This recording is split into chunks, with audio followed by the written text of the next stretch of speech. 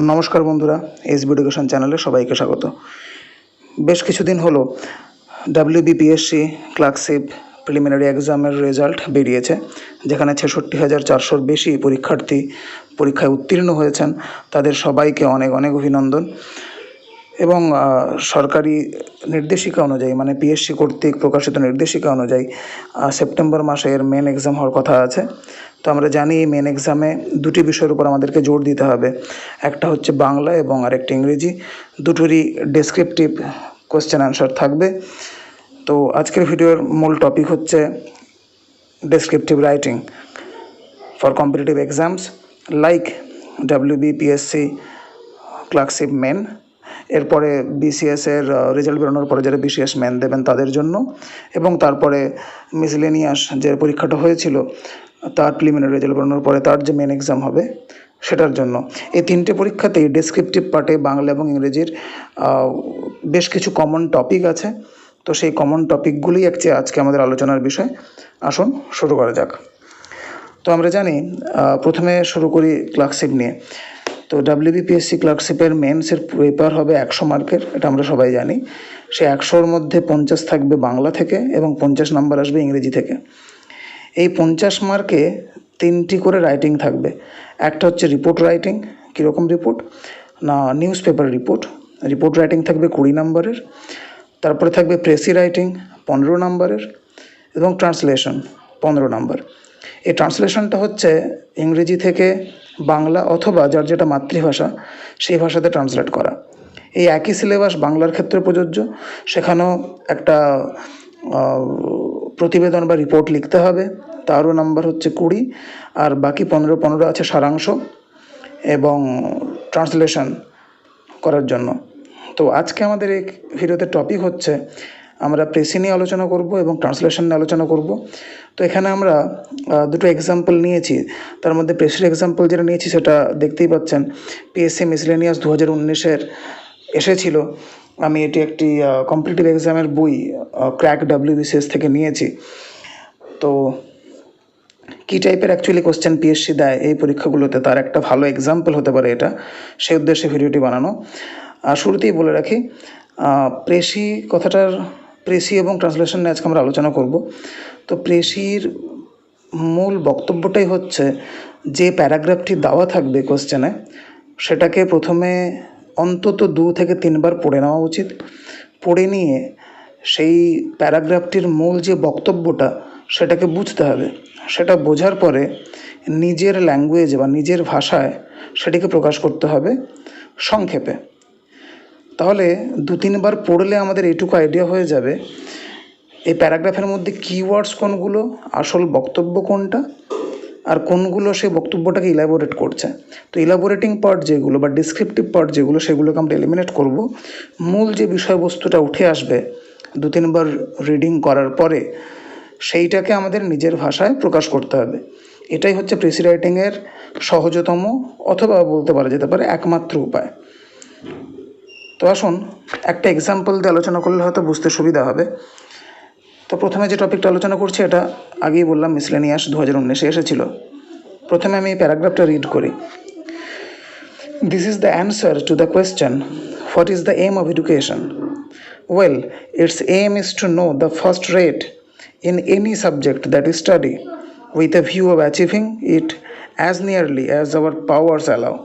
If we could fix this firmly in our minds, we should not stumble through a variety of lessons, lectures, and books like a drunk man, only partially aware where we are or what we are doing.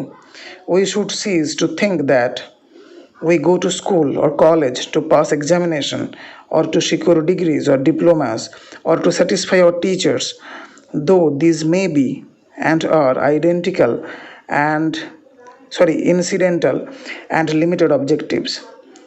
We should have brought order into our education by realizing its true aim, and we should have dependent in our minds through practice the sense that a worthy purpose in life is the desire for excellence, the pursuit of the best or the first rate.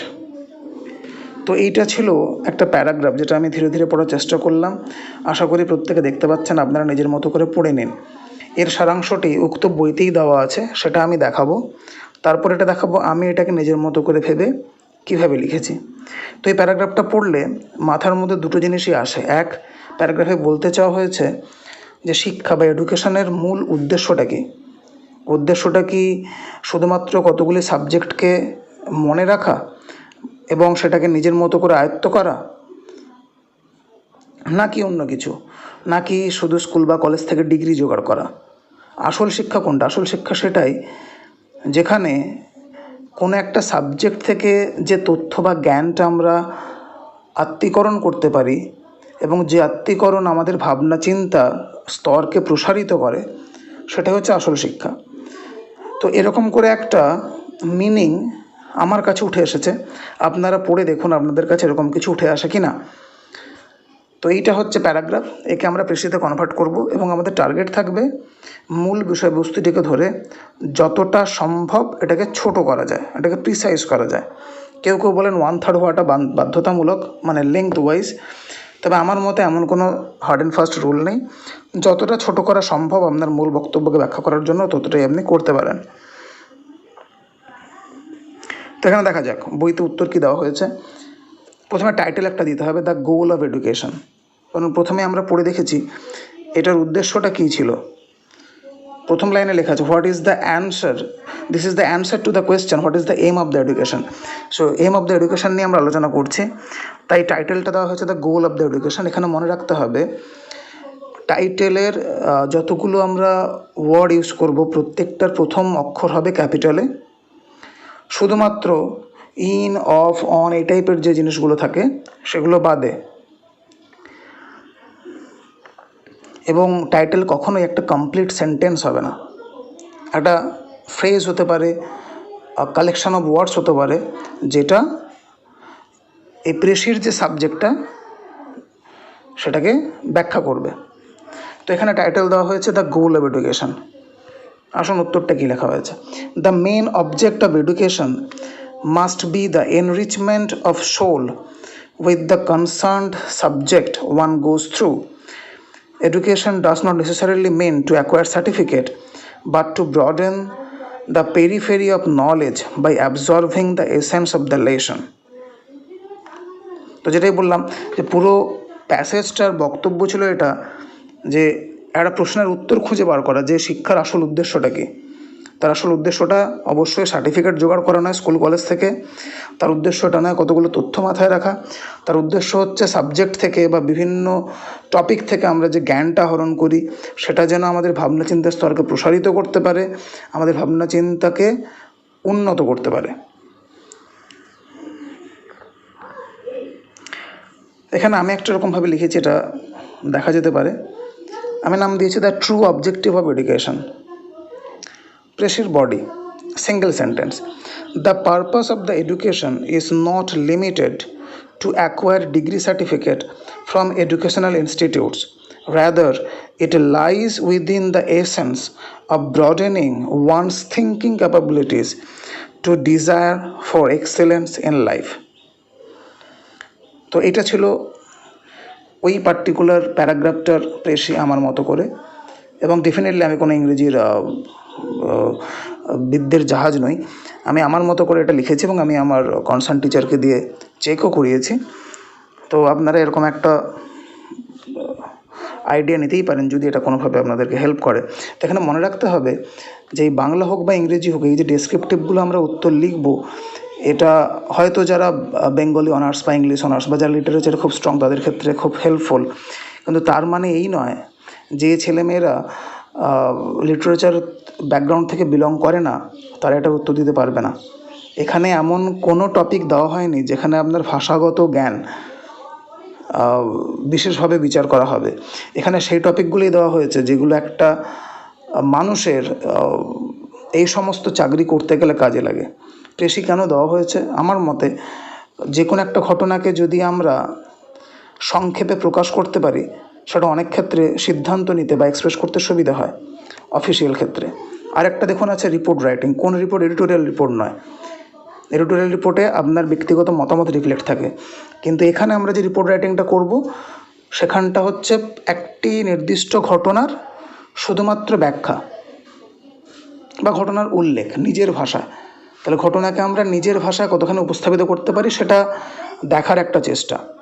আর ট্রান্সলেশনটা এই কারণে গুরুত্বপূর্ণ আমার মনে হয় ব্যক্তিগতভাবে, বিভিন্ন মানুষের daily লাইফে বিভিন্ন মানুষের সঙ্গে আমাদের যে দেখা সাক্ষাৎগুলো হয় তাদের প্রত্যেকের ভাষা এক নাও হতে পারে, সেক্ষেত্রে একটা ল্যাঙ্গুয়েজ থেকে অন্য একটি ল্যাঙ্গুয়েজে ট্রান্সলেট করা জরুরি হয়ে যায়। তো আমার মনে হয় এই কারণগুলোতেই পিএসসি এই টপিকগুলো রেখেছে, অন্য টপিক রাখেনি। যাই হোক, এক্সট্রা বলে ফেললাম, কিছু মনে করবেন না। তাহলে এটা ছিল প্রেসি। এবারে আমরা একটা এক্সাম্পল নিয়ে আসবো ট্রান্সলেশন। তো আমি এখানে ট্রান্সলেট করছি বেঙ্গলি টু ইংলিশ। এরকম ট্রান্সলেশন পরীক্ষাতে থাকবে।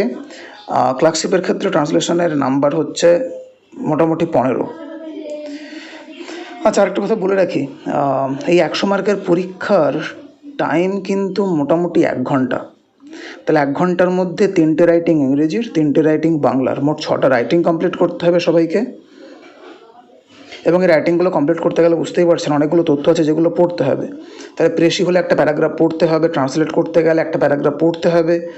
ইভেন রিপোর্টের ক্ষেত্রেও কিছু ডিফাইন্ড তথ্য দেওয়া থাকবে, তার বেশিসে আপনি রিপোর্ট লিখবেন, এমন নয় যে নিজের মন থেকে লিখতে হবে। তাহলে বেশ কিছু জিনিস পড়তে হবে। তাহলে পড়া, ভাবনা চিন্তা করা এবং লেখা সব মিলে সময় কিন্তু 1 ঘন্টা। ফলে time management is going to be very crucial in this particular case. তো আসুন একটু ট্রান্সলেশন নিয়ে আলোচনা করি। তো এখানে একটা প্যারাগ্রাফ উল্লেখ করা হয়েছে, অবিনাশবাবু আমাকে শাসিয়ে রেখেছেন। আমাকে মশাই আপনার ওই সাহেব বন্ধুদের সঙ্গে মিশতে বলবেন না। আপনি 64টা ভাষা জানতে পারেন, আমার বাংলা বই তো আর সম্বল নেই। সকাল সন্ধে গুড মর্নিং গুড ইভিনিংটা বলতে পারি, এমনকি ওনাদের কেউ খাদে পড়ে গেলে গুড বাইটাও মুখ থেকে বেরিয়ে যেতে পারে, তার বেশি আর কিছু পাবেন না। আপনি বরং বলে দেবেন আমি একজন মৌন সাধু তীর্থ করতে যাচ্ছি। তাহলে দেখতেই পাচ্ছেন এটা একটা আমাদের বাংলা সাহিত্যেরই একটা প্যারাগ্রাফ এখানে তুলে দেওয়া হয়েছে।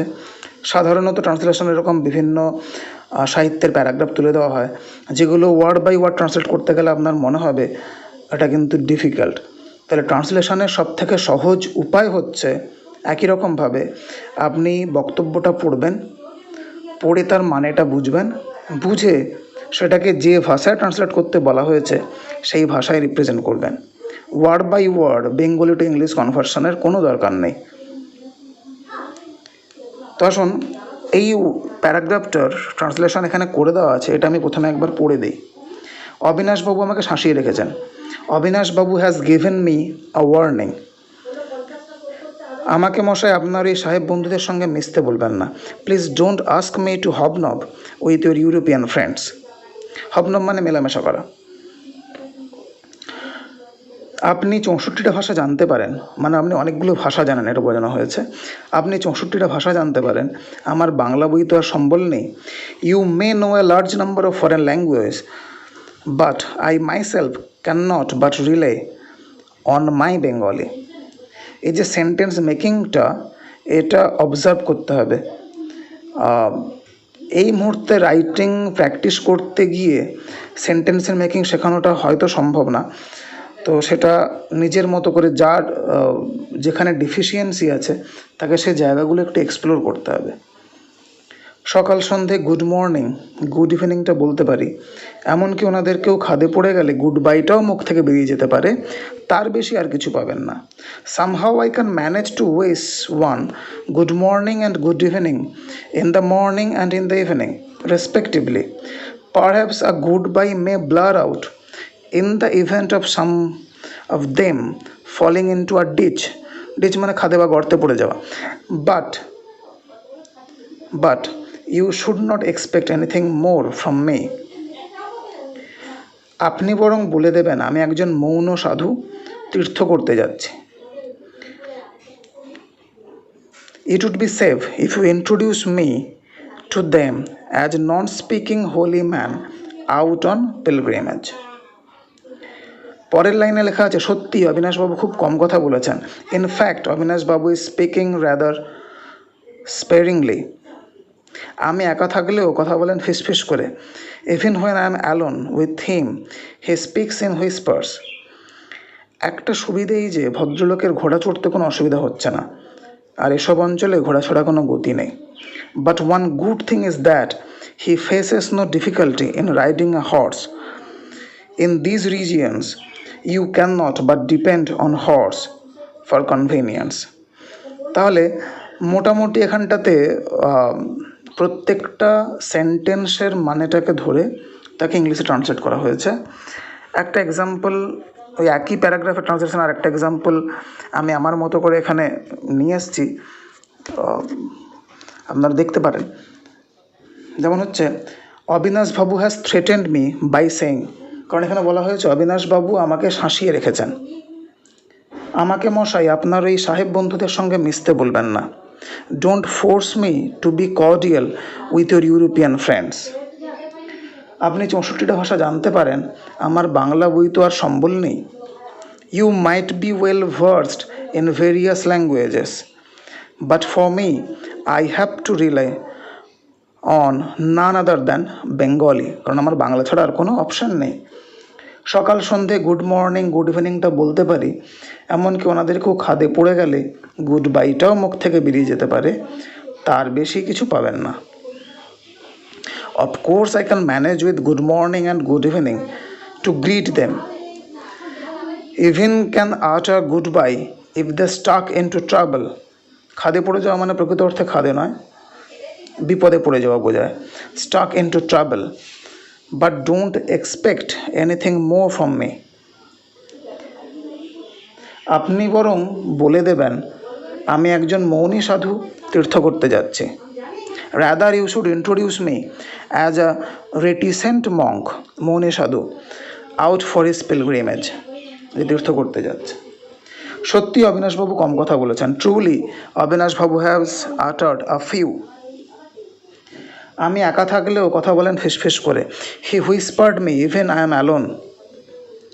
একটা সুবিধা এই যে ভদ্রলোকের ঘোড়া চড়তে কোনো অসুবিধা হচ্ছে না, এসব অঞ্চলে ঘোড়া ছাড়া কোনো গতি নেই।